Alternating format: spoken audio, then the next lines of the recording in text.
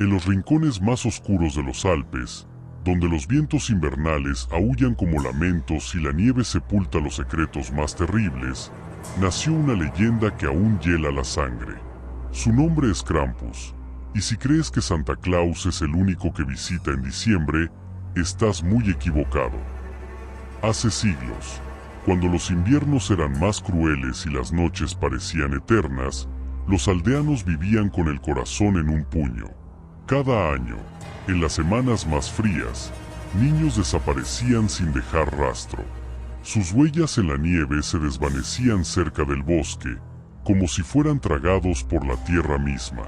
Algunos decían que eran los lobos, otros, que el hambre los obligaba a huir. Pero había quienes hablaban en susurros sobre algo mucho peor, algo que no podía ser nombrado a la luz del día, un monstruo que acechaba en las sombras. Las desapariciones se multiplicaron, y el miedo se volvió insoportable.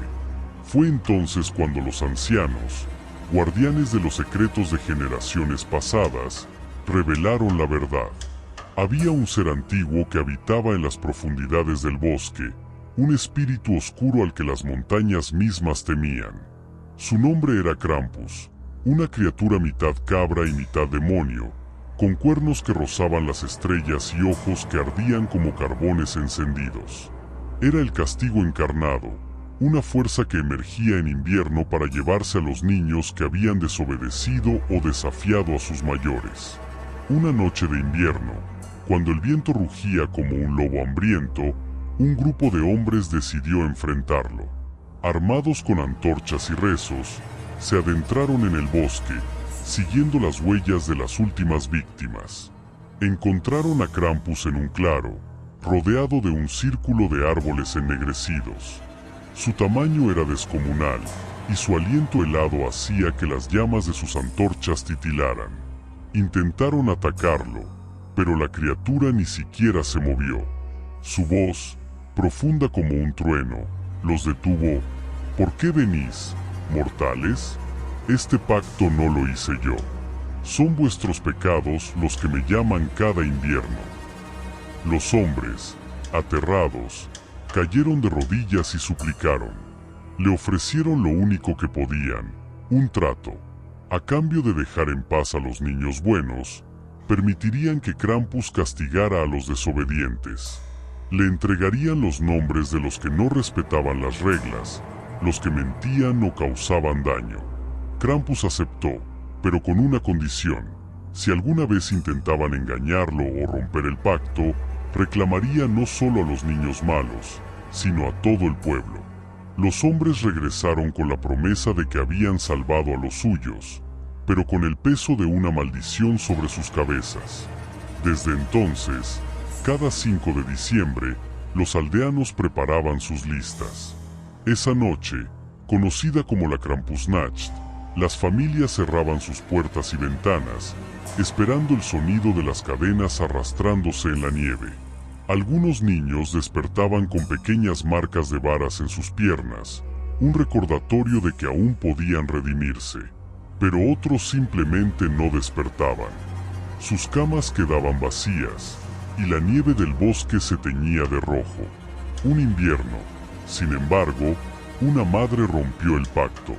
Su hijo había sido marcado para Krampus, pero ella no podía soportar perderlo. Lo escondió en el sótano de su casa, rodeado de símbolos religiosos y sal bendita. Cuando Krampus llegó y no lo encontró, las campanas de su cinturón resonaron con una furia desconocida. La nieve se levantó como un torbellino, y el aire se llenó de un hedor a azufre. Las puertas del pueblo se abrieron de golpe, y lo que ocurrió esa noche nadie lo puede contar, porque no quedó nadie para hacerlo. Dicen que al amanecer, el pueblo estaba vacío, las casas destrozadas y el bosque más silencioso que nunca.